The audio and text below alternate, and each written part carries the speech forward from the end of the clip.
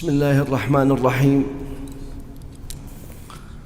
الحمد لله رب العالمين القائل في محكم التنزيل: أفلا يتدبرون القرآن أم على قلوب أقفالها. وصلى الله وسلم وبارك على رسولنا ونبينا محمد الأمين القائل: خيركم من تعلم القرآن وعلمه. بادئ ذي بدء أتوجه بالشكر الجزيل المصفى إلى الأخ الكريم إمام وجامع الشبلان الأستاذ خالد الشهري، وإلى الأخ جهاد العكاسي، وإلى الطاقم الفني الذي يسر لنا اللقاء بهذه الوجوه النيرة. نسأل الله العظيم رب العرش الكريم أن يجعل هذا الاجتماع اجتماعا مرحوما، والتفرق من بعده معصوما. وحياكم الله في هذه المحاضرة.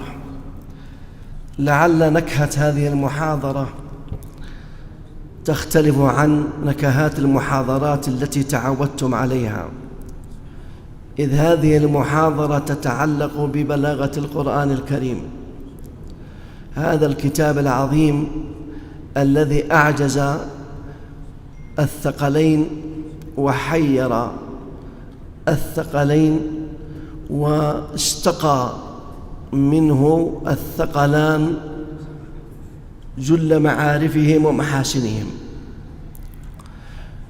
مقدمة لنبدأ في الجانب التطبيقي. المحاضرة لدي عبارة عن جانب تطبيقي وجانب تنظيري، ولكن الوقت دقيق جدا، فاختصرت في الجانب التنظيري لكي لا أحرمكم الجانب التطبيقي. أولا، القرآن الكريم كلام الله المتعبد بتلاوته بدءا من بسم الله الرحمن الرحيم في سورة الفاتحة، وختما بسورة الناس من شر الوسواس الخناس الذي يوسوس في صدور الناس من الجنة والناس. وهذا الكلام نتعبد الله به. وأشير إلى قضية مهمة جدا، وهي أن هذا القرآن الكريم مرتبط بالشعر الجاهلي، فليس هناك معزل عن معرفة الشعر الجاهلي بمنع عن القرآن الكريم، وليس هناك بعد بين القرآن الكريم وبين الشعر الجاهلي، ولذلك فالعلاقة بينهما علاقة وطيدة ووثيقة. ولذلك أنزل الله سبحانه وتعالى هذا القرآن الكريم على أرباب الكلام الفاخر والشعر الشاعر من العرب. ثم إن أول جيل طولب بالتحدي هم الجاهليون، حيث قاسوا كلامهم الفاخر وشعرهم الرائع على القرآن الكريم، فآمن من آمن منهم وكاع من كاع عنهم لقوة صوارف القرآن الكريم عن فصاحتهم. ولذلك ظهر بعضهم يقول: كاذب ربيعة أحب إلينا من صادق مضر. ثم إن التحدي الذي أراده الله سبحانه وتعالى إعجازا للثقلين وبيانا للقرآن الكريم هو في المثلية، وهذه المثلية هي مناط الإعجاز والتحدي. ولذلك وردت آيات التحدي في 5 آيات سأسردها لكم إن شاء الله قريبا. فالمثلية التي يريدها الله سبحانه وتعالى هو في النظم، فالإعجاز الذي تحدى به العرب هو النظم القرآني. هذه قضية لابد أن تدينون الله بها. المناط التحدي الذي أراده الله سبحانه وتعالى هي مثلية النظم. والنظم معشر الإخوة الكرام هو ترابط الكلمات بعضها ببعض، وتآلف بعضها ببعض، وتآخي بعضها ببعض، وأخذ الأخرى بالثانية، والثانية بالثالثة، والثالثة بالعاشرة، والعاشرة ب100,000. ولذلك القرآن الكريم كنت قد قلت لطلابي فيما مضى إن القرآن الكريم عبارة عن وحدة واحدة من أوله إلى آخره، فهو كالكلمة الواحدة. ثم فكرت في كلامي، قلت لعلي قد أتيت بكبيرة من الكبائر، أو لأني لم أوفق في هذا، أو أني تجرأت على الله في هذا الكلام، وظللت مغموما سنين عددا أطلقت هذه الكلمة ولم ألقي بها بالا. قد تكون تكبرا، قد تكون تجبرا، قد تكون هداية وإلهاما من الله، وظللت في غم حتى قرأت في رسالتي، وأنا أكتب في رسالة الدكتوراه في الفخر الرازي، فوقفت على كلمة قالها الرازي في المجلد 32/419، فإذ به يقول: والقرآن من أوله إلى آخره كالكلمة الواحدة. ولذلك لا تجد نبوا ولا شذوذا ولا فكاكا في التركيب. فسبحان من تكلم، وسبحان من وضع كل شيء في موضعه. فسجدت لله شكرا. وكنت أفكر كثيرا ما هو سر الإعجاز. يسألني طلابي: ما هو الإعجاز؟ هل هو في الصوت؟ هل هو في اللفظة؟ هل هو في التركيب؟ هل هو في الكلمة؟ هل هو في المعاني؟ هل هو في المبادئ؟ هل هو في المطالع؟ هل هو في الفواصل؟ فكنت أقول لهم: في النظم.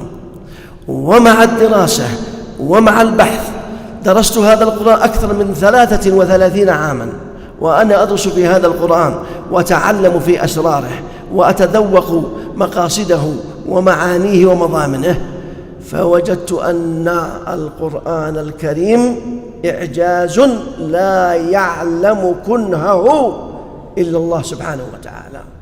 يسألونك عن الروح قل الروح، ويسألونك عن الإعجاز قل إنما الإعجاز من أمر ربي وما أوتيتم من العلم إلا قليلا.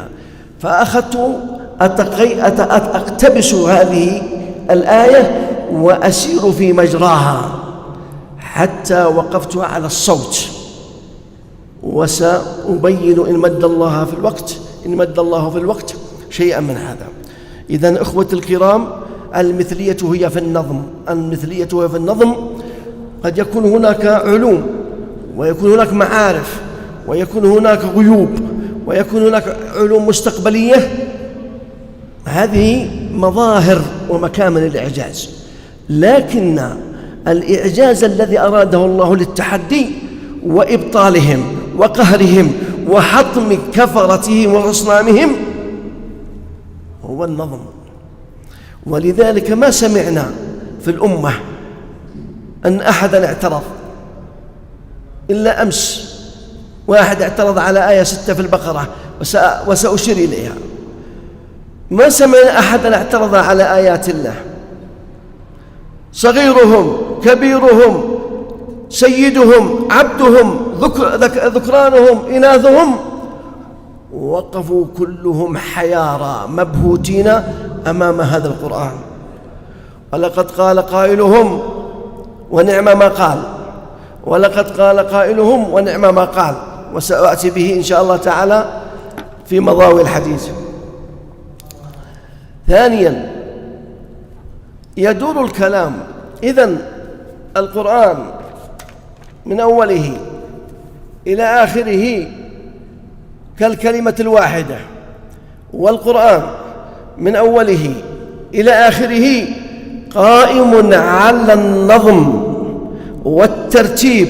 كل كلمة تأخذ بحجز أختها وتدعوها إليه. ولو اجتمعت الجن والإنس على أن ينزعوا كلمة من القرآن الكريم ثم يؤتون بكلمة أخرى مكان هذه الكلمة ما أدت معناها الذي أراده الله سبحانه وتعالى. جفت الأقلام وطويت الصحف. وإذا لم يستطع الجاهليون كما في قوله تعالى: فإن لم يستجيبوا لكم فاعلموا أنما أنزل بعلم الله وأن لا إله إلا هو فهل أنتم مسلمون هود. فليس هناك عصر سيتحدى القرآن أكثر من الجاهلية.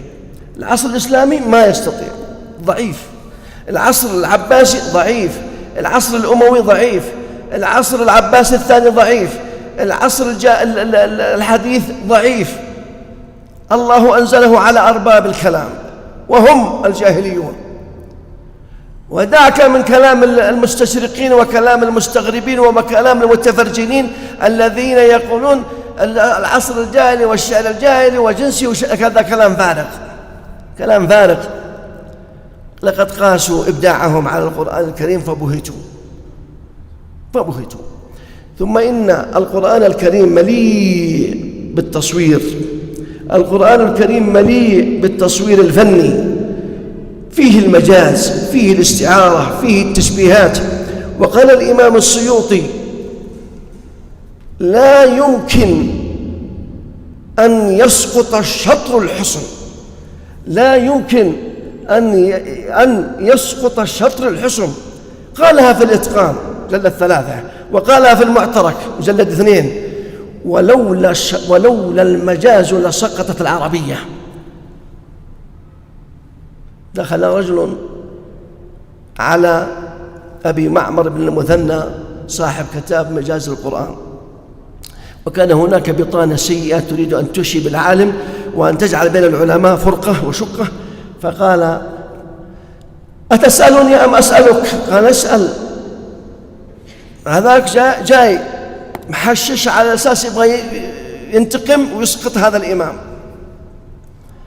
فقال الله يقول سبحانه وتعالى: إن شجرة الزقوم طلعها كأنه رؤوس الشياطين. والعرب لم ترى رؤوس الشياطين. رؤوس الشياطين ينفر الله سبحانه وتعالى ويبشع الله سبحانه وتعالى ويبشع الله سبحانه وتعالى هذه الصورة. طلعوها كأنه رؤوس الشياطين. والعرب لا تعرف رؤوس الشياطين. فقال: لا، العرب يعرفون، العرب يعرفون. أما قرأت عن قول امرئ القيس: أيقتلني والمشرفي مضاجعي ومسنونة زرق كأنياب أغوالي. فهو لم يرى الغول، ولكنه شبه هذه الحربة بأنياب الأغوال. فهذا يسمونه التشبيه التخييلي الوهمي، التشبيه التخييلي الوهمي، لا يستطيعون. ولذلك القرآن الكريم إذا تركنا شيئا من هذا الحسن سترتفع قيمة الشعر الجاهلي على القرآن الكريم. أما وأن القرآن الكريم يباريهم ويتحداهم، فلا يمكن أن يسقط الجمال الفني الذي عند العرب بحجة ما في قرآن وما في مجاز. وأما من ذهب إلى أن القرآن ليس فيه مجاز فهذا لأن ابن تيمية عفى الله عنه عاش في عصر هذا العصر مليء بتأويل الصفات. يد ما مع يد، نفس ما مع نفس، عين ما مع عين، رحمة ما مع رحمة، يأولون الصفات.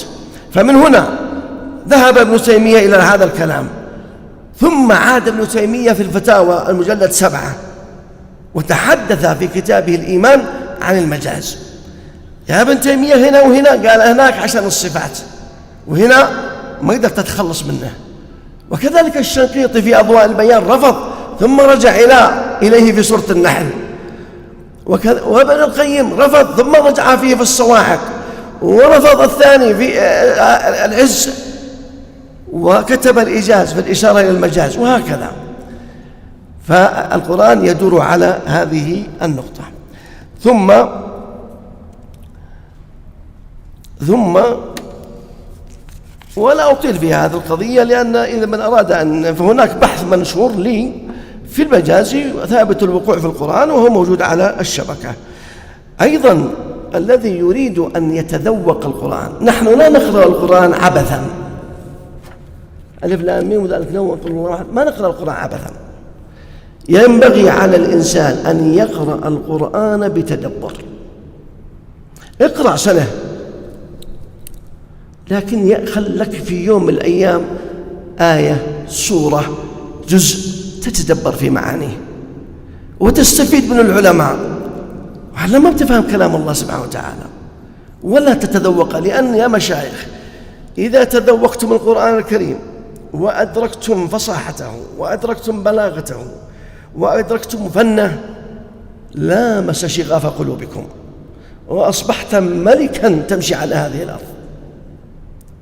وأقول لك إنني أكثر من 30 سنة وأنا أدرس في هذا القرآن ولا زلت لا أحيط به علما ولم أدرك هذه المحاسن، لكن الله معنا يعيننا، وعسى الله أن يختم لنا بخير في هذه الدنيا. هي المتاع، هذه هي اللذة، لذة العبادة. اليوم يقرأ الإمام وأنا أتابعها في الإمام، قرأ آيتين فيها الحذف من أروع شواهد الحذف في البلاغة العربية. وهو يقرأ الذي كان الشيخ خالد قرأ سورة الرعد: ولو أن قرآنا سيرت به الجبال أو قطعت أو كلم به الموتى إيش لكان، حذف لكان. ليه؟ لأنه يريد منك أيها العبد أن تذهب فيه مذاهب شتى فتعرف قيمة هذا القرآن. آية واحدة. طيب، لا أطيل عليكم بهذا، لكنني أريد لكم أن أبين لكم آيات التحدي التي تحدث عنها القرآن، وهي 5.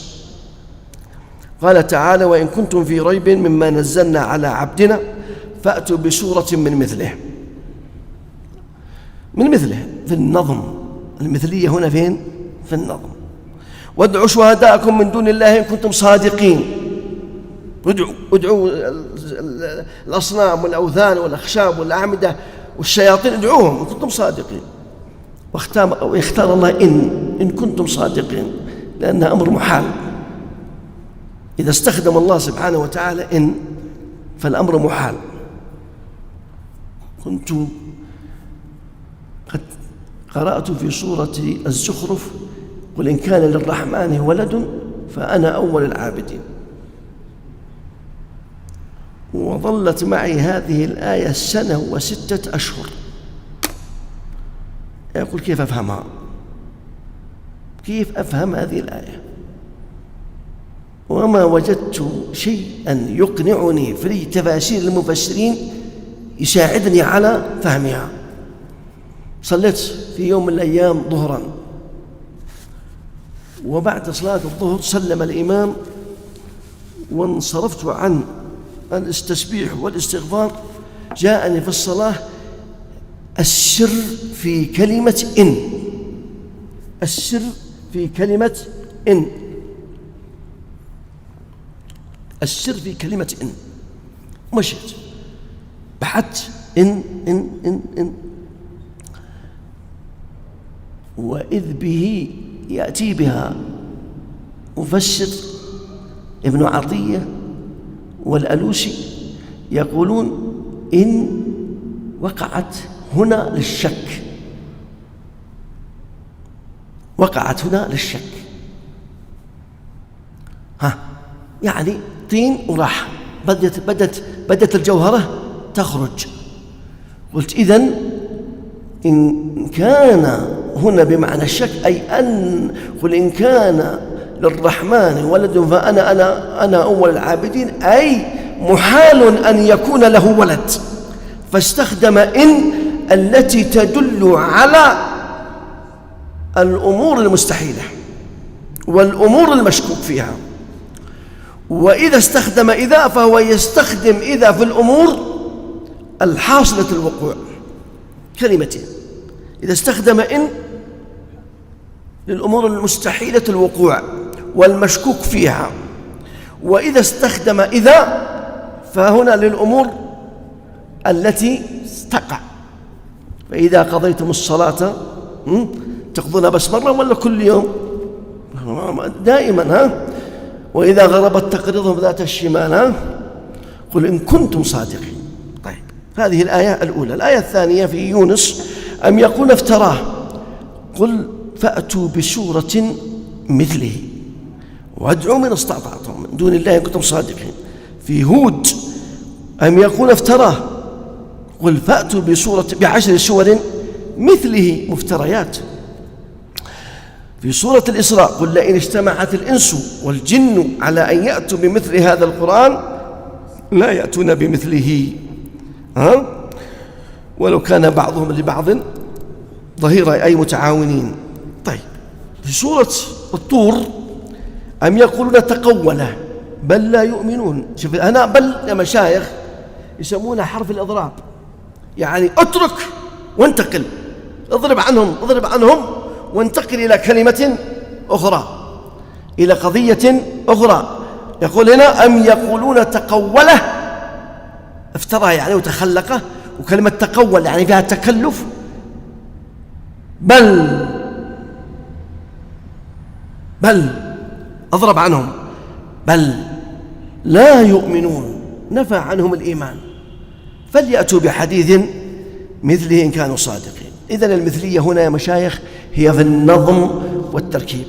أما العلوم الأخرى الغيوب هذه مظاهر إعجاز، مرة حامل وعوال جنين فلك شمس وأرض وكون، تبعد الشمس عن القمر، تبعد الأرض عن الكلام هذا، غلبت الروم في أدنى الأرض، كافها يا عين صاد، مريم وما مريم، هذه كلها أمور غيبية وأمور مستقبلية هي إعجاز. أما مناط التحدي والمباراة والإتيان بمثله هي في النظم، فيها في النظم. طيب، موقف العرب سأستشهد لكم بموقفين. الوليد بن المغيرة أبو خالد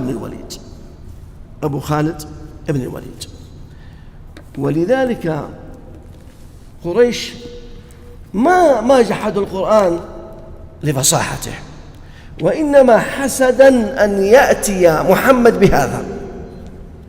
ما يبون محمد، يبون غير محمد. ولذلك خرج الوليد بن المغيرة ولقي النادي حقهم وقالوا ميده هذا محمد، ايش رايك فيه؟ روح تفاوض معه، تكلم معه، عطنا من عنده. قال طيب. راح الرجال وذهب بوجه ودخل على النبي عليه الصلاة والسلام. النبي عليه الصلاة والسلام الحبيب الكريم كان إذا جاء واحد قال اسمع منا، اسمع. جاء العاص بن الوائل قرأ عليه سورة فصلت، قام الرجال بس لا تتكلم، خلاص. لما وصل عند عاد وثمود آية 13 و14 خلاص ما عاد يقدر يتحمل، طلع. جاء الوليد سياسة وما سياسة وكذا، قال اسمع مني. قال فسمعت منه، ثم خرج فقال القوم والله لقد خرج جاء بوجه غير الوجه الذي ذهب به. ونظن الرجال أنه انسحب، فجاءوا عنده: يا أبا خالد أو أبا الوليد، مع ولدين وليد وخالد، خرجت بوجه وعدت بوجه، ما الذي حدث؟ قال والله ما منكم، اسمع الكلام ونعم ما قال، اسمع الكلام ونعم ما قال، والله ما منكم رجل أعرف بالأشعار مني، أشعار العرب، ولا أعلم برجزه ولا بقصيده، الرجز والقصيد شعر ورجز، ولا بأشعار الجن، كلام ذائقة نقدية كبيرة، وخلدت هذه العبارة إلى اليوم وستخلد إلى يوم القيامة، كما خلد كلام عمر لأنه لا يتبع وحشي الكلام ولا يمدح الرجل بما فيه، وكانت كلمة عمر هي البذرة الأولى للنقد الأدبي الفني.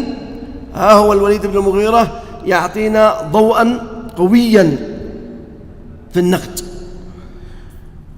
والله ما يشبه الذي يقول شيئا من هذا، هذه واحدة. والله إن لقوله الذي يقوله لحلاوة، وإن عليه لطلاوة، وإنه لمثمر أعلى مغدق أسفله، وإنه لا يعلو ولا يعلى عليه، وإنه لا يحطم ما دونه. ونعم ما قال. لما نتعمق يعني ما نقرأها كذا ونخليها تمر علينا، لما نقرأ هذه العبارة إيش السالفة عنده؟ تعال أفتت لك العبارة. الحلاوة يريد سهولة النطق بمفردات القرآن، وهذه عز البلاغة، أن تكون الكلمة سهلة مأنوسة، ليست متعقدة ولا مستكرهة ولا نابية. كل كلام، حتى الكلمات النابية التي استخدمها القرآن كانت في قمة الإعجاز كما سيأتي. هذه نقطة. شهي جذاب خلاب للعقول، ترتاح إليه الأرواح، هذه كلمة حلاوة. والطلاوة أي أنه محلى بألفاظ وأنغام موسيقية رائعة لا خشونة فيها ولا غرابة. وأعلاه لمثمر وأسفله لمغدق، يريد أن يقول إن القرآن كشجرة كبيرة غصونها زاخرة بالثمار والفوائد والمعاني، وجذورها مستحكمة في الأرض. فهو يشير إلى الموسيقى الظاهرية ويشير إلى الموسيقى الداخلية، ويشير أيضا إلى الصور والتلاوين البلاغية. الموسيقى لا نعني بها العود والطبلة والتنكة، هذا كلام سطحي، هذا كلام سطحي. الموسيقى التي نعني بها عندما نطلقها في القرآن هي الترتيب الداخلي والتماسك الداخلي بين نسيج الآيات، هذه يحتاج لها دراسة. الكلمة نفسها تتراقص وتتساوق وتتجاذب مع أخواتها في ضوء نظرية النظم الكبرى، فهناك موسيقى داخلية كما سيأتي في التفسير الآن. طيب، هذه موقف من موقف الوليد بن المغيرة. موقف ثاني، جاء رجل معه بعير أعرابي جلف، وقال رجل ربط البعير وقال أين محمد؟ محمد عليه الصلاة والسلام موجود. قالوا هذا محمد. قال أنت أتيت بقرآن وأتيتنا بأربع كلمات ما سمعنا بها ولن نتكلم بها ولا نستسيغ نطقها، فمن أين أتيت بها؟ قال وما هن؟ قال أنت تقول نستهزئ ويستهزئ، وأما نحن فنقول تهزأ، نقول تهزأ. وتقول فرت من قسورة، ونحن نقول فر من ضرغام أو أسد. وتقول كبارا ومكروا مكرا كبارا، ونحن نقول كبير. وتقول إن هذا لشيء عجاب، ونحن نقول عجيب، فمن أين أتيت بها؟ فقال النبي عليه الصلاة والسلام، يعني بدأ ينتظر المدد، وهو في خضم المحاورة مع هذا الرجل العملاق في الشرك والإلحاد والطعن، يأتي رجل آخر أعرابي مثله، قال له أين أجد محمدا؟ قالوا هذا محمد. النبي عليه الصلاة والسلام مشغول بهذا الأول، وذي الثاني جاء قال أبغى أسألك سؤال. فقال النبي عليه الصلاة والسلام اسأل. سأله، فرجع النبي يحاور هذا، فقال أعد سؤالك، فأعاد السؤال، فرجع النبي يحاور هذا، فقال لم أسمع سؤالك أعد، قال: أتستهزئ بي يا ابن قسورة العرب؟ أتستهزئ بي يا ابن قسورة العرب؟ وأنا تراني رجلا كبارا، إن هذا لشيء عجاب. إن هذا لشيء عجاب. هذاك ما قال حسوبك فيه. قال: ماذا يقول هذا؟ فكأن الله ساق هذا ليخبر هذا بحضرة النبي عليه الصلاة والسلام: أتستهزئ بي يا ابن قسورة العرب وأنت تراني رجلا كبارا، إن هذا لشيء عجاب. مبالغة في العجب. فقال هذا: والله إنه لكلام عجيب، أشهد أن لا إله إلا الله وأشهد أنك رسول الله وأشهد أن هذا كلام الله. هذه ولذلك أنا فتحت المصحف ونسيت ما أشير إليكم. لما أبو الوليد قال كلام الذي قاله، فقال أبو جهل اللعين: لا نتركك حتى تقولوا فيه قولا. فالآن الآن القرآن يصور الدراما اللي حصلت، يصور ويستخدم القرآن الكريم الأفعال الماضية لتحقق الثبوت. حدثت بالفعل. استمع معي. طبعا هذا الوليد كان من أتجر العرب، وأعطاه الله 10 أولاد، 5 قدام و5 وراء، يتبختر بهم. وذرني ومن خلقت وحيدا وجعلت له مالا ممدودا. إذا يبغى يعزم ولا يكرم تبت السفر من باب المروة إلى عرفات، من باب المروة تبت السفر إلى عرفات. هذه مائدته هو وعبد الله بن جدعان. عبد الله بن جدعان والوليد بن المغيرة أثرياء العرب. أعطاك الله كل حاجة. الآن بدأ: كلا إنه كان لآياتنا عنيدا سأرهقه صعودا. يبدأ الرسم الآن. إنه، الضمير هنا شان، وإذا قدم الضمير هنا للتقوية. إنه فكر وقدر فقتل كيف قدر. الله يقوله: فقتل كيف قدر. اتعجب الله من هذه البلية. هذا ثم قتل كيف قدر، 2. فقتل كيف قدر ثم قتل كيف قدر ثم نظر ثم عبس وبشر ثم أدبر واستكبر فقال: إن هذا إلا سحر يؤثر، إن هذا إلا قول البشر، سأصليه سقر. وكان الصحابة يتحرجون أن يقرأوا هذه السورة في حضرة خالد بن الوليد.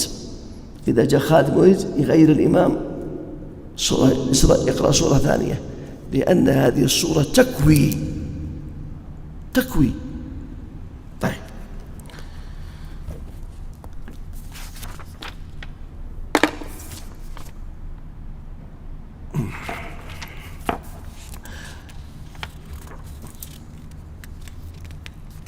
فيها يعني قصص أخرى لكن على أساس الوقت، لكن بعطيكم واحدة.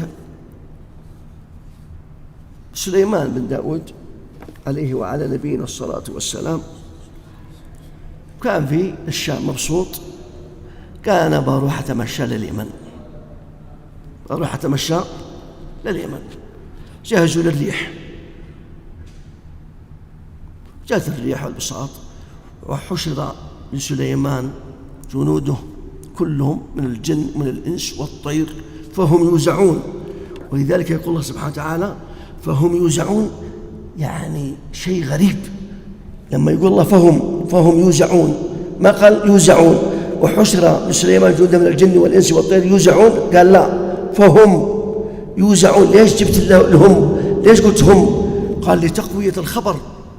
شيء غريب، الإنس يروحوا لحالهم، الله يكرمكم، والحمير تروح لحالها، والطيور لحالها، والجن لحالها، والشياطين لحالهم، والهدهد لحاله، كل يوزع. هذا شيء غريب، هذه قدرة الله عليه.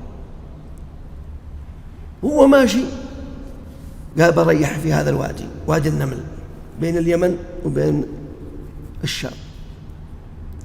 هو نزل، قالت نملة يا أيها النمل ادخلوا مساكنكم لا يحطمنكم سليمان وجنوده وهم لا يشعرون.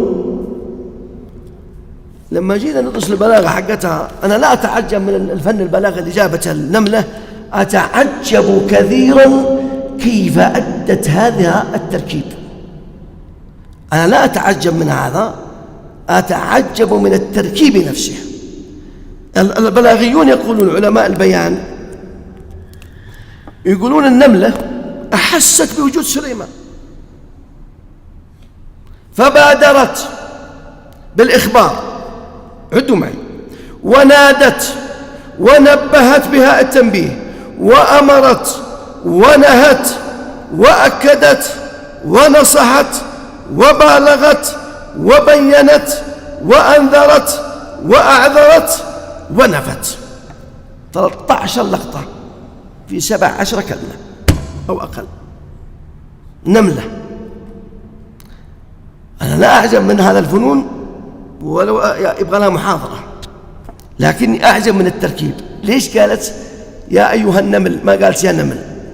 خاطبتهم بالعقلاء، خاطبتهم بالعقلاء. يا أول شيء بحرف الياء النداء، أيها خذت الهاء، يعني إذا في وحدة نملة هناك عند الخط ذاك الكبير ولا عند الدوار تسمع، لكنها لا قالت. لو قالت يا نمل 2 3 10 اللي عند الباب، لكن عندما قالت يا أيها النمل فانطلق الصوت إلى أقصى مدى للوادي شرقا وغربا. هذه اللقطة الأولى. طيب، ثم قالت ادخلوا، فخاطبت عاقلين ادخلوا. وبعد الخطاب قالت مساكنكم، لأن كل وحدة لها مسكن. ما قالت بيوتكم، لأن لكل وحدة لها مسكن. وقالت لا يحطمنكم، وقالت لا يحطمنكم. ليه ما قالت لا يرصعكم ولا يدوسكم ولا يضغط عليكم ولا كذا؟ قالت لا يحطمنكم، لأن العمود الفقري في النملة مخلوق من مادة اسمها السيليكون. هذه المادة للزجاج، ولا يناسب هذه المادة الزجاجية إلا الحطم، ولا يناسبها إلا الحطم. شوف الدقة البالغة المتناهية في التعبير القرآني. هذا لا بد يدرس للطلاب، يدرس للعلماء، يدرس للحاضرين أصحاب الوجوه النيرة، أصحاب المساجد، يدرس. ستتكلف الفهم لكنها سيأتي، وستدرك أن هذه الصدفة عندما تنقفها وتكسرها ستقبض على الجوهرة التي هي الصورة أو المفردة في التركيب القرآني. طيب. وقالت، ذكرت سليمان باسمه العلم، قالت سليمان تعرفون كلكم. وقالت جنوده، ما قالت الجنود، قالت وجنوده، لأن الجنود اللي معه، لو قالت الجنود بغير العسكر. قالت وجنوده، ليه؟ جن وإنس طير كذا، تماما أبوكم. وهم لا يشعرون. اعتذرت، قالت ما يدرون مساكين، وجابتها بهم، ما قالت ولا يشعرون، قالت ولا هم. وإذا تقدم الضمير على الفعل المضارع يقول عبد القاهر يفيد تقوية الحكم وتأكيده، يفيد تقوية الحكم وتأكيده. الله سبحانه وتعالى لما أنزل هذا القرآن الكريم بدأه بحروف مقطعة، ألف لام ميم، ألف لام ميم را، طا سين ميم، كاف هاء ياء عين صاد، ألف لام ميم صاد، حاء ميم عين سين قاف، حاء ميم طا سين قاف طه ياسين نون، بداها بحروف. قال العلماء في هذه الحروف كلام أكثر من 40، ولكن الأمثل والأقوى والأليق بالسياق قولان. القول الأول أنها فواتح للصور منبهة، ألف لام ميم، هل بيقرأ البقرة ولا يوسف ولا العمران ولا يونس ولا السجدة؟ إيش بقرأ؟ فتنبهك، إذن هي منبهات. هذا قول ونعطيه من الدرجة 60%. أما أنها الله أعلم وأنا ومن الكلام هذا، لا، هذا كلام غير مقبول وغير مهضوم للدراسة. أما القول الثاني والذي عليه الجمهور ونحن نختاره، أن هذا القرآن الكريم المؤلف من هذه الكلمات هو من جزء ومن جنس تلك الحروف التي افتتحت بها القرآن، فألف لام ميم هي من جنس هذا الكلام المنظوم. فإذا كانت هذه ألف لام ميم في شعركم يا أصحاب الشعر، فجيئوني بمثل هذا النظم. استخدموا الحروف التي تستخدمونها في معلقاتكم وفي أشعاركم، استخدموها، ائتوني بمثل هذا، جيئوني بمثل هذا النظم من جنس تلك الحروف التي تتحدثون بها. هذا هو. ولذلك الحروف العربية 28 حرف، اختار الله منها 14 حرف، 14 حرف. جمع الحروف المقطعة في قولك نص حكيم قاطع له سر، نص حكيم قاطع له سر. هذه هي الحروف المقطعة مجموعة في هذه، وهي أنصاف الحروف القلقلة، أنصاف حروف المجهورة، أنصاف الحروف الشديدة، أنصاف الحروف الرخوة، من كل شيء خذ النصف، من كل شيء خذ النصف. طيب، كل سورة تبدأ بطاء تذكر فيها قصة موسى، كل سورة تذكر فيها تبدأ بطاء تذكر فيها قصة موسى. طه، شعراء، القصص، النمل، كل سورة تبدأ بحاميم تبدأ إما بتنزيل الكتاب أو يأتي وصف القرآن، ما يأتي بعد القرآن، تبدأ بتنزيل الكتاب أو القسم به، حاميم والكتاب، ما يجي القرآن. غافر، فصلت، الشورى، الدخان، الزخرف، الأحقاف، الجاثية. كل السور التي تبدأ بألف لام ميم، الحرف الحلقي واللساني والشفوي، تذكر بداية الخلق ووسط الخلق ونهاية الخلق. اقرأ البقرة، آل عمران، العنكبوت، الأعراف، الروم، السجدة، الرعد.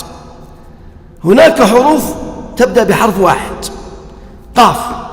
إذا بدأت السورة بحرف مميز وهو قاف، فأكثر الحروف الواردة في السورة قاف، وقد وردت 57 مرة، والآيات 45 آية.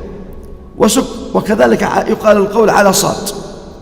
في سورة القلم نون وردت 114 نون، وآياتها 52 آية.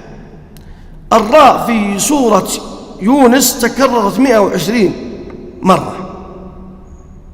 في سورة النحل تكرر حرف الراء 200 مرة. ليه؟ لأن حرف الراء يدل على تكرار النعم، على تكرار النعم. طيب، الحروف المقطعة عدد استعمالها في القرآن الكريم 237,465. ليش اختارها؟ وغيرها 86,026. الحروف المقطعة الفواصل هي أكثر ما ورد في القرآن، في آيات القرآن. عدد آيات القرآن كم؟ 6236. الفواصل 5736 آية. في 3 صور لم تبدأ عندما يبدأ بالحروف المقطعة ما يبدأ بالقرآن أو بتنزيل أو لا، يبدأ بقضايا أخرى. ليه؟ تعالوا نشوف. كاف ها يا عين صاد، هذا حروف مقطعة.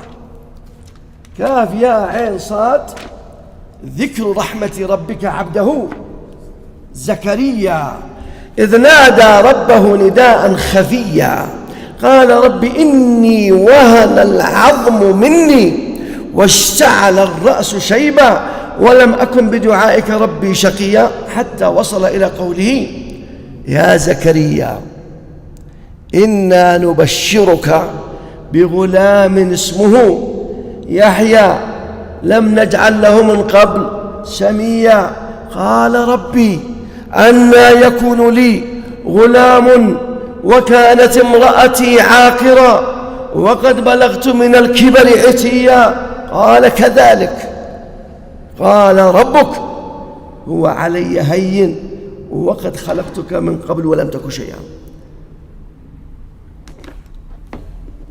هذا الذي ورد بعد الحروف المقطعة ضمن الإعجاز الغيبي المستقبلي، فكان جديرا أن يأتي بعد هذا الحرف شيء يناسب القضية. قصة مريم فانتبذت به مكانا، قصة المسيح، قصة زكريا. 3 غرائب و3 عجائب جاءت بعد الخبر أو بعد الحروف لبيان أهمية الإخبار بالغيب. طيب، سورة الروم ألف لام ميم، غلبت الروم، هذا من الأخبار الغيبية، ولذلك فرح الروم. غلبت الروم في أدنى الأرض وهم من بعد غلبهم أنهم سيقضون على فارس. وتشاء حكمة الله أن تتبارى أعظم قوتين الفرس والروم، وتتبارى في مكة أعظم قوتين الإسلام والكفر. ففي يوم بدر ميز الله الحق وقضى الله أمره، وفي ذلك اليوم سقطت إمبراطورية الفرس، لا فرس بعد اليوم. تماما أبوكم.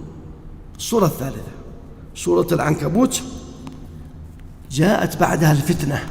سورة العنكبوت جاءت بعدها الفتنة، والإنسان إذا أصيب بفتنة ألف لام ميم أحسب الناس أن يتركوا أن يقولوا آمنا وهم لا يؤمنون، هذه فتنة، الإنسان يتعرض للفتنة. علما أنها في بداية الجزء 21 آية 43 تقريبا بدأ يتحدث عن القرآن الكريم وعن أمية النبي عليه الصلاة والسلام.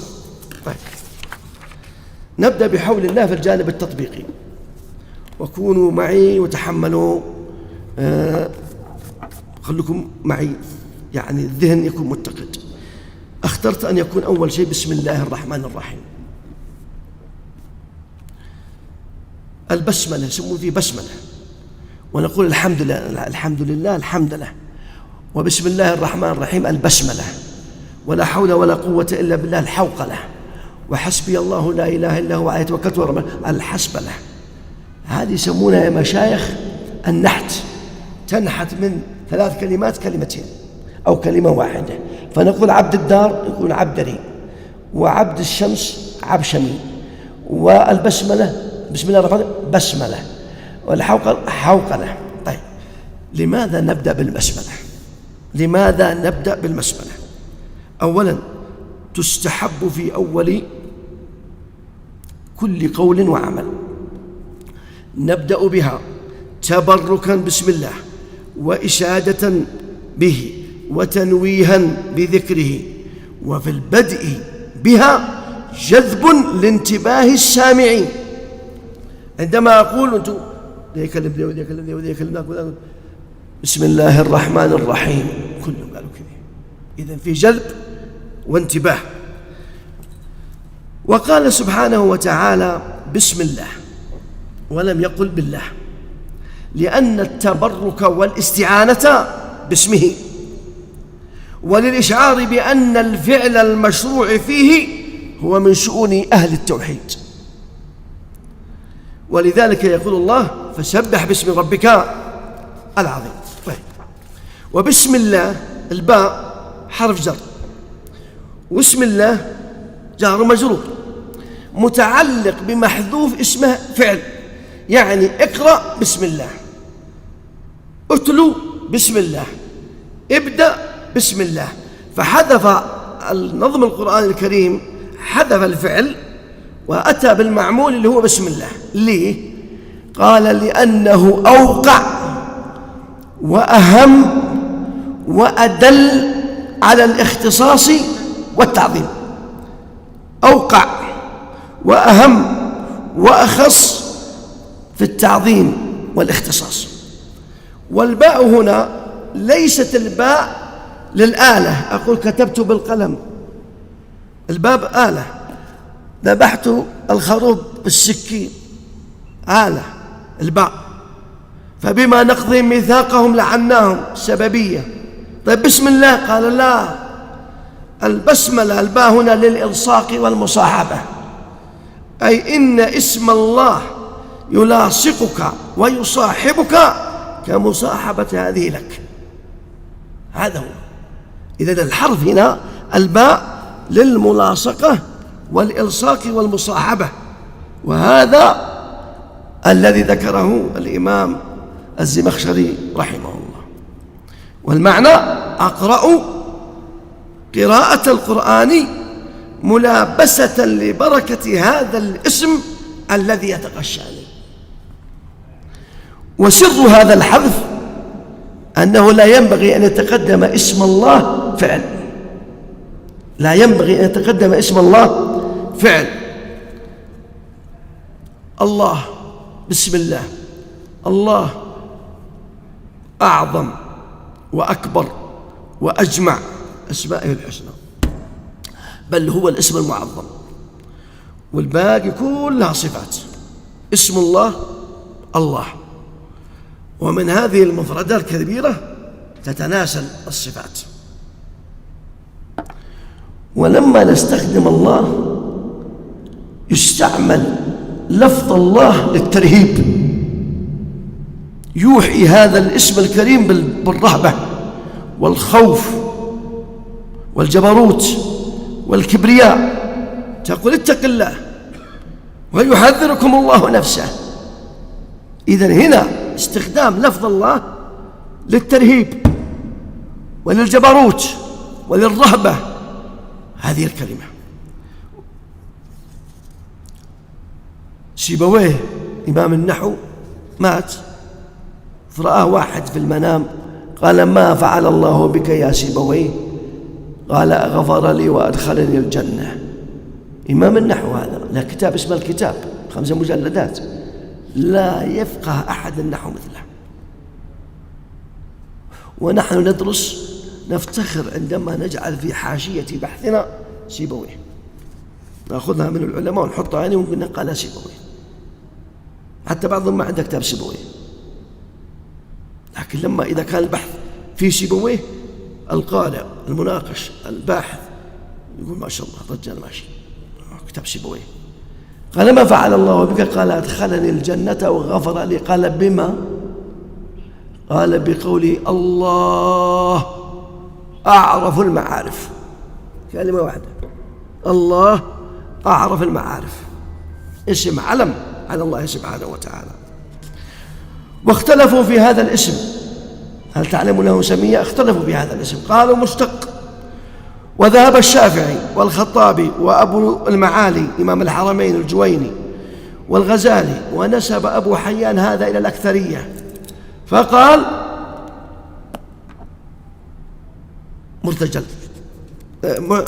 مرتجل ليس له اشتقاق.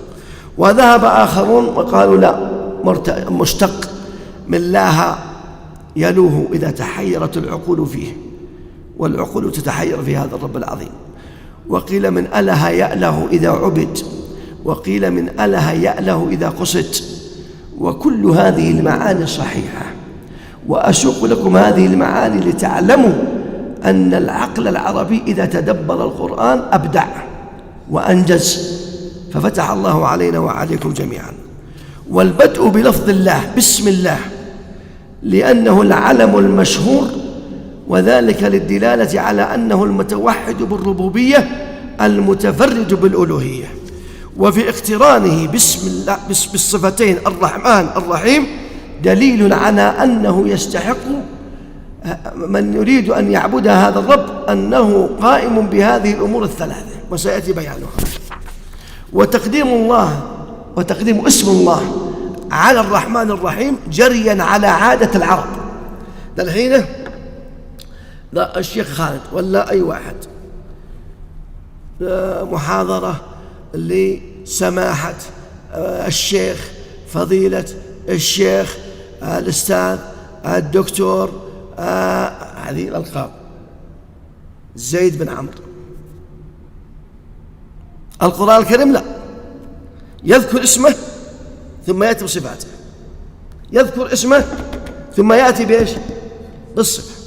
ما يذكر الصفة الدكتور والشيخ ورئيس المقام وملك، يأتي هو الله الذي لا إله إلا هو عالم الغيب والشهادة الرحمن الرحيم، هو الله الذي لا إله إلا هو الملك القدوس السلام المؤمن المهيمن العزيز الجبار المتكبر الخالق البارئ مصور تعبها كلها الله. ثم فالعرب تأتي بالاسم المعظم ثم تأتي بصفات هذا، ولذلك القرآن ينزل على لهجة العرب.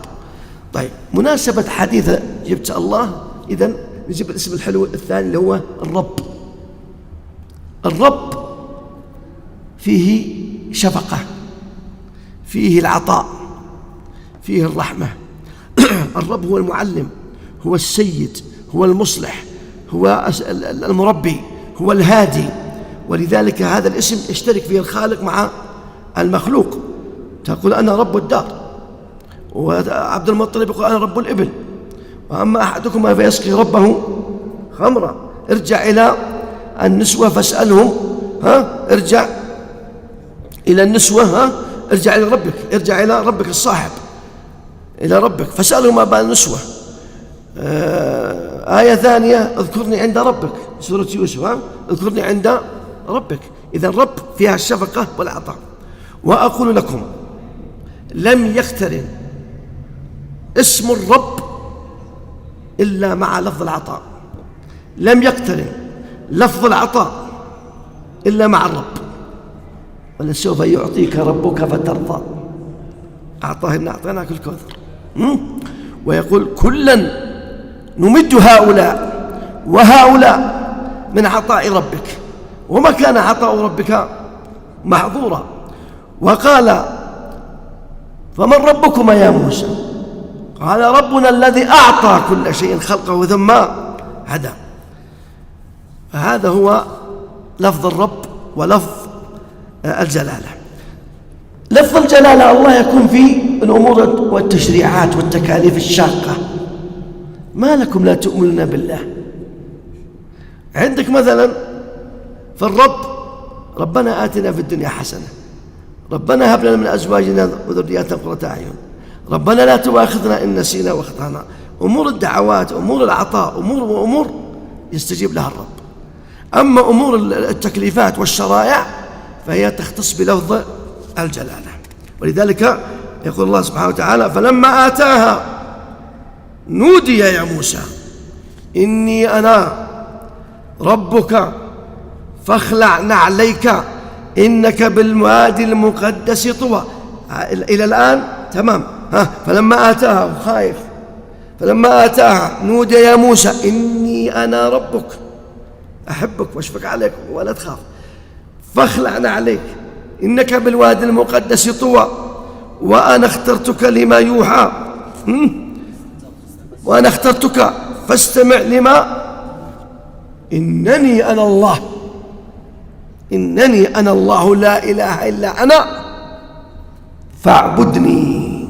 إذا مع الأمور والتشريعات يكون لفظ الجلالة، مع لفظ العطاء والرزق والإحياء والإماتة والدعاء يكون لفظ الرب. لذلك يقول في سورة الجن وإنه لما قام عبد الله. إذن شرفه. وبعدين يا مشايخ لما يقول الله سبحانه وتعالى قل يا عبادي اعبدوا ربكم، لما يقول ربكم اعبدوا، يشبه الحنان والتلطف والرقة. يا أيها الناس اعبدوا ربكم، يا أيها الناس اعبدوا ربكم، فيها إضافة أنك أنت من جنس المخلوقات التي أضيفت إليه سبحانه وتعالى. وين أنت عايش أنت؟ أين أنت عايش لما أنت تكون شرف لك أنك عبد من عباد الله، وأن الله سبحانه وتعالى يقول يا عبدي وإذا سألك عبادي، أنت من عباده، إذن لحمك معه. والله لا يخزي هذا، ما يخزي أحدا، لا يخزي أحدا بهذا. تمام. بسم الله الرحمن الرحيم. انتهينا من بسم الله هو الرب، جينا الصفة الثانية الرحمن الرحيم. الرحمن على وزن فعلان، الرحمن على وزن فعلان. نقول عطشان، ونقول جوعان، ونقول غضبان، ونقول سكران، على وزن فعلان. الكلمة إذا جاءت على وزن فعلان تفيد الامتلاء، أي أنه ملآن عطش فإذا شرب روي، أو أنه مليء بالغضب غضبان أسفا. فالكلمة تفيد الامتلاء وتفيد الحدوث. اشرب ذا الحين، أنا شربت 5 مرات نشرت مرات.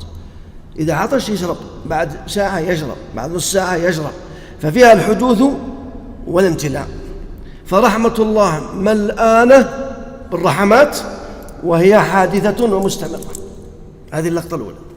اللقطة الثانية الرحيم على وزن فعيل، نقول طويل وقصير، فهي ثابتة، فهي ثابتة. الصفة هذه ثابتة رحيم، وهي مقسومة بين العبد والخالق. فنقول محمد رحيم والله رؤوف رحيم. والله سبحانه وتعالى لم يعبر بواحدة، ما قال الرحمن ولم يقل الرحيم، قال الرحمن الرحيم للدلالة على أن الرحمة ثابتة ومستمرة ومتجددة، وأنها لا تنقطع رحمة الله عن عباده، سواء رحمن الآخرة ورحيمهما موجودة. فلو عبر بواحدة لانفكت الثانية عنه. ولذلك الله في دقته الرحمن الرحيم. وبعدين جابها بعد الاسم المخيف الله، فلما كان الاسم فيه خوف ورهبة وقشعريرة وجبروت أتى الرحمن الرحيم. تمام. وبدأ بوصف الرحمن لأنه أشرف الأسماء، ولذلك لا تعلم له سميا، ما حد سمى نفسه الرحمن، فجاء الاسم الثاني بعد الله الرحمن. قل ادعوا الله أو ادعوا الرحمن فأيما تدعو فله الأسماء الحسنى. والجمع بين الرحمن والرحيم جناس، الجمع بين الرحمن والرحيم جناس. الجناس توافق الكلمات في 4 أمور واختلاف في المعنى. ويوم تقوم الساعة القيامة يقسم المجرمون ما لبثوا غير ساعة يكاد سنا برقي يذهب بالأبصار يقلب الله الليل والنهار إن في ذلك لعبرة لأولي ألا يقلب الأبصار يكاد سنا برقي يذهب بالأبصار إن في ذلك لعبرة لأولي الأبصار أصحاب العقول. هنا جناس. فالرحمن والرحيم جناس. بسم الله الرحمن الرحيم تناسب، تناسب استدعاء الأمر الثالث. إذا ذكر الرحمن يذكر معه من؟ وإذا ذكرنا الله يذكر معه الرحمن. الشمس والقمر بحسبان والنجم والشجر يسجدان. فالشمس والقمر يستدعيها النجم إذا فسر النجم بالكوكب. إذا لم يفسر النجم بالكوكب وفسر النجم بأنه النبات الذي لا ساق له يستدعيه من؟ الشجر، يستدعيه الشجر. هذا هو التناسب. وإلهكم إله واحد قل هو الله أحد. ما الفرق بين الواحد وبين الأحد؟ الواحد أي لا شريك له، لا نظير له، لا مثيل له، لا يتعدد.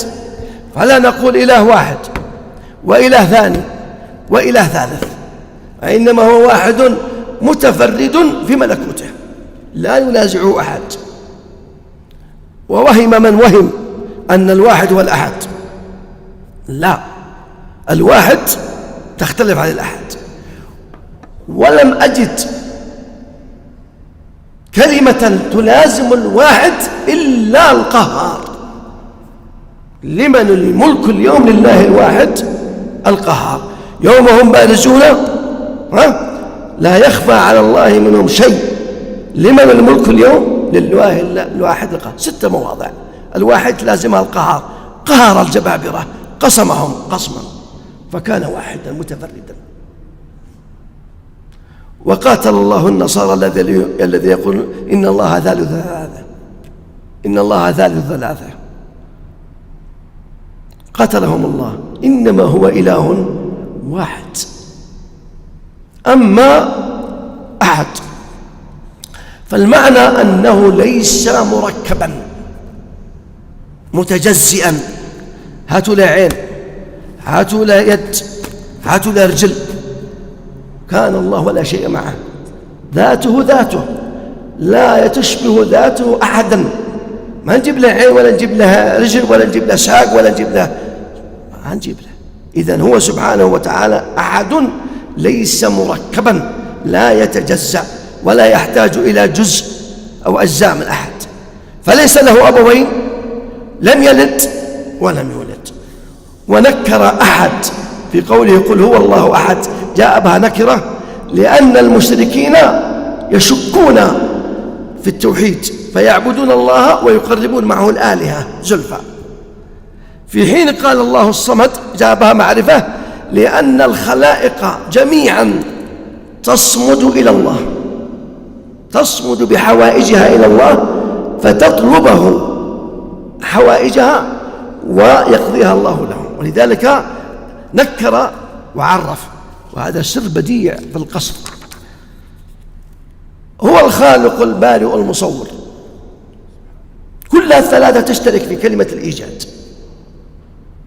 لكن الخالق المتصف بالخلق والإنشاء من العدم، ما هو موجود، يقدره سبحانه وتعالى ويفريه ويقدره فيكون. فإذا سبحانه وتعالى أوجده وركبه كان مصورا، كان بارئا. فإذا شكله وصوره على هيئة معينة في الحوامل كان مصورا.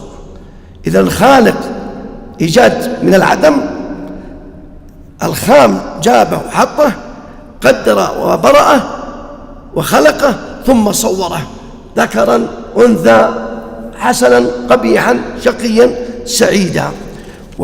وذكرت هذه الصفات الخالق البارئ المصور، ذكرها لماذا؟ لأن مجموعها يحصل به الإنسان.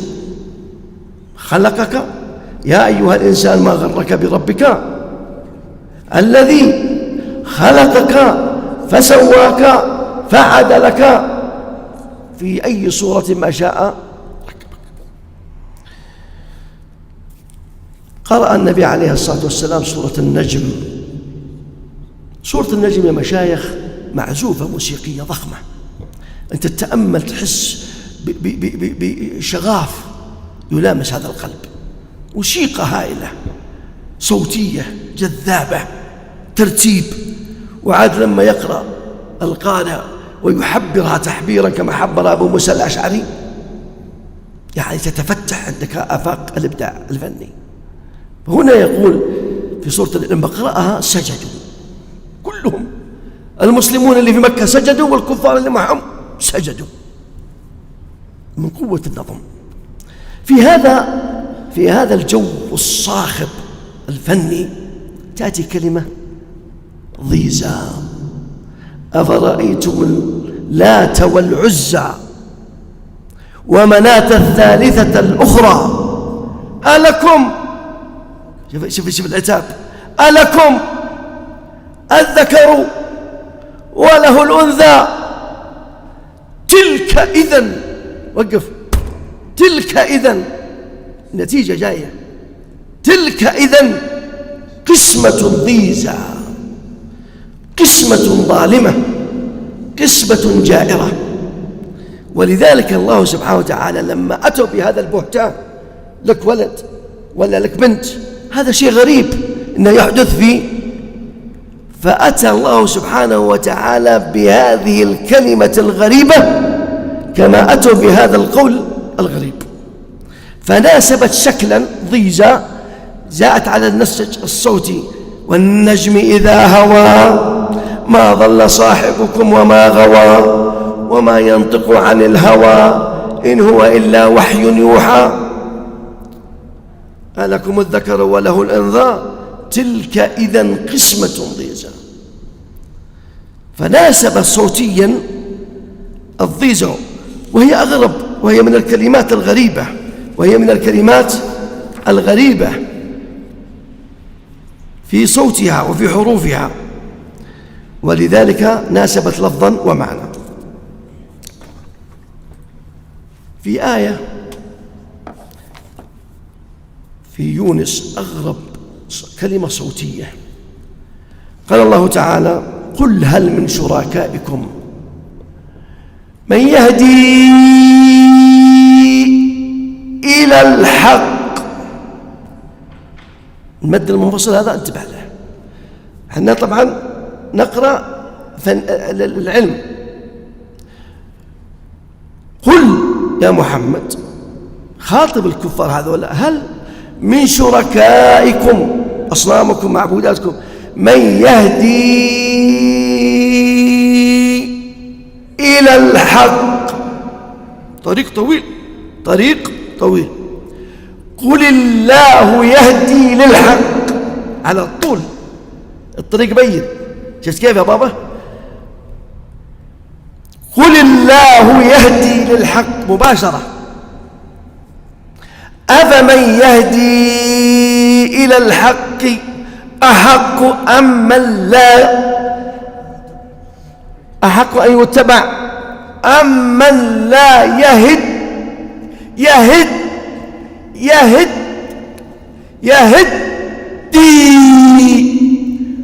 خذ معي اللقطة.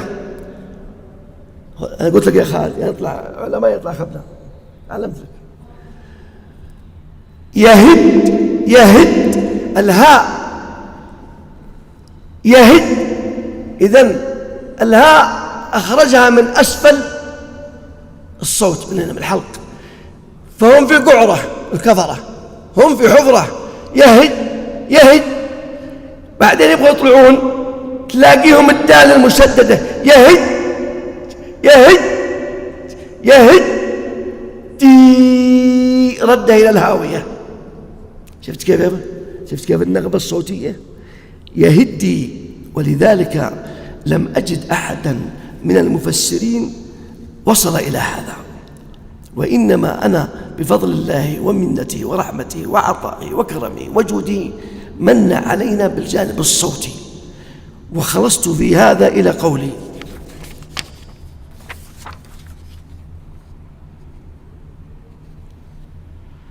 هو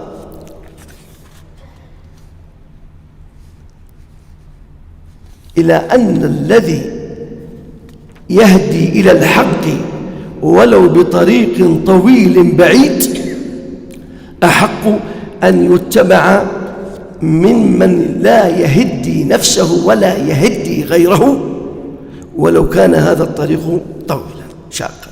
طيب، على أساس ما نطول، فجاءوا أباهم عشاء يبكون لما تآمروا على أخيهم يوسف.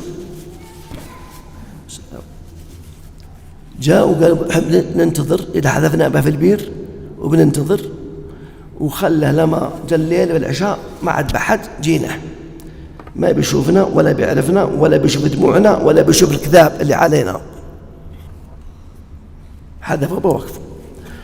فقال جاءوا إليه وقالوا وجاءوا بعدين استخدم الله سبحانه وتعالى الفعل الماضي، جاءوا، ما قال حضروا ولم يقل أتوا، قال جاءوا. المجيء فيه تكلف وفيه تعب وفيه مشقة، حتى إذا جاء أحدكم الموت لم أجد الموت إلا فاعلا مؤخرا. في نظم القرآن لم أجد الموت إلا فاعلا مؤخرا. ليه؟ الله يكره الموت ونحن نكره الموت، فقدمنا وأخر الموت. حتى إذا جاء أحدكم الموت، المجيء، وجاء ربك، جاء ربك بالقيامة يجي على عرشه. المجيء فيه قوة وفيه هيبة وفيه شدة. وجاءوا أباهم عشاء يبكون، الحال حقهم يبكون. إنا ذهبنا نستبق وتركنا يوسف عند متاعنا فأكله الذئب. إيش قال يعقوب؟ قال بل سوت لكم أنفسكم، أنا أعرف، فصبر جميل والله المستعان على ما تصفون.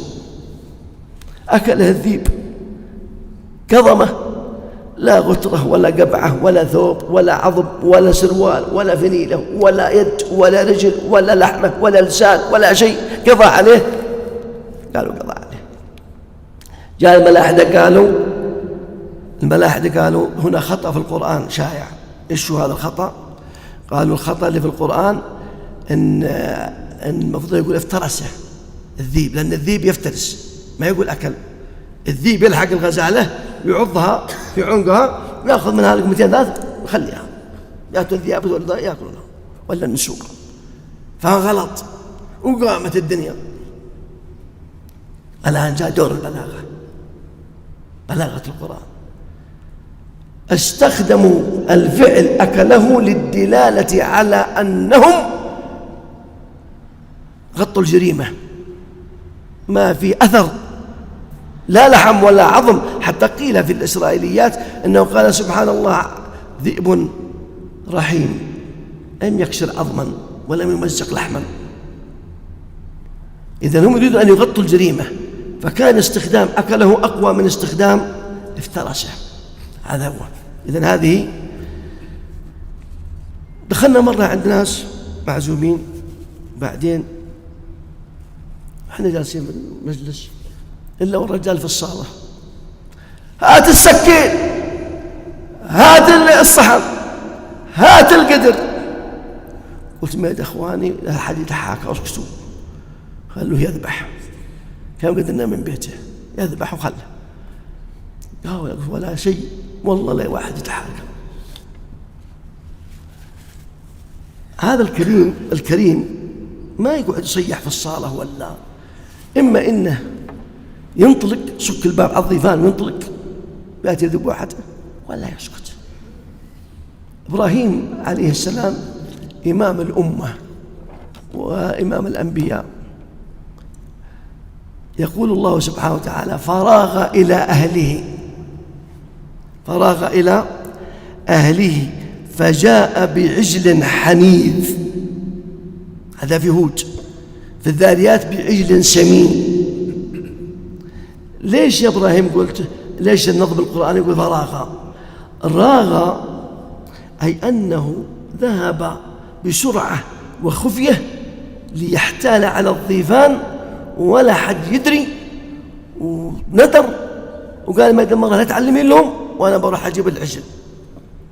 ثم إنه أتى بعجل وصفه الله بالحنيذ ووصفه الله بالسمين، ولا بد أن يكون العجل أو الحنيذ أن تتوافر فيه 3 صفات: مشويا وسمينا ويقطر من ودكه الدسم.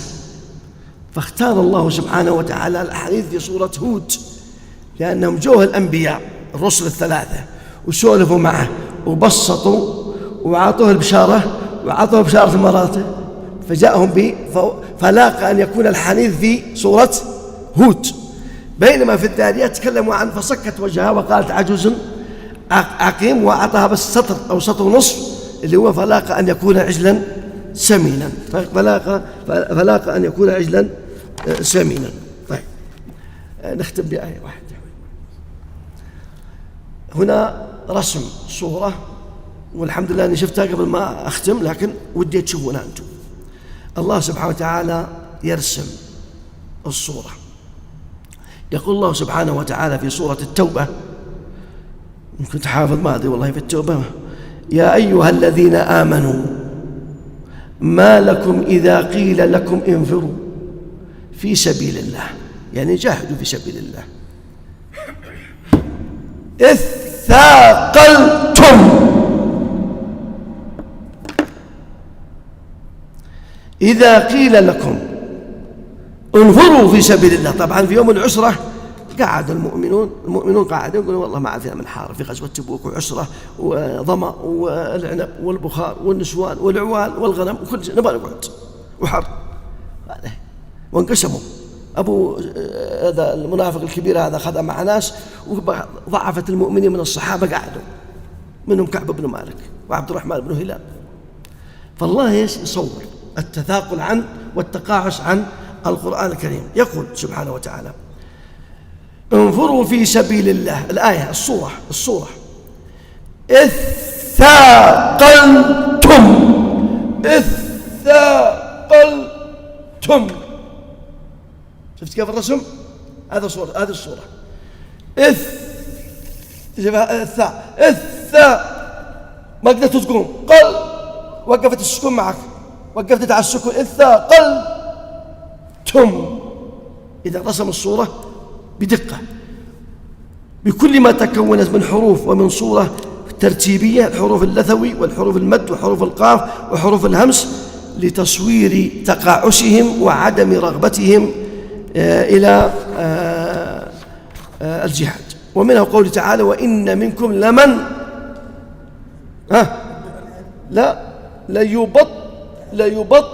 ليبطئن. شفت كيف الصورة؟ أنا لابد أشير إلى هذا من أهم العلوم اللي تعرفونها. وإن منكم لمن ليبطئن، ما يبغى يشير. نسأل الله العظيم رب العرش الكريم أن يجعل ما قدمنا فيه خيرا وبركة لكم، ونسأله التوفيق وأن يجمعنا على خير وإياكم. تمت المحاضرة بعون الله وتوفيقه، وصلى الله وسلم على رسولنا ونبينا محمد، والسلام عليكم ورحمة الله وبركاته. جمعية الدعوة والإرشاد وتوعية الجاليات بأبها، بالدعوة نحيا.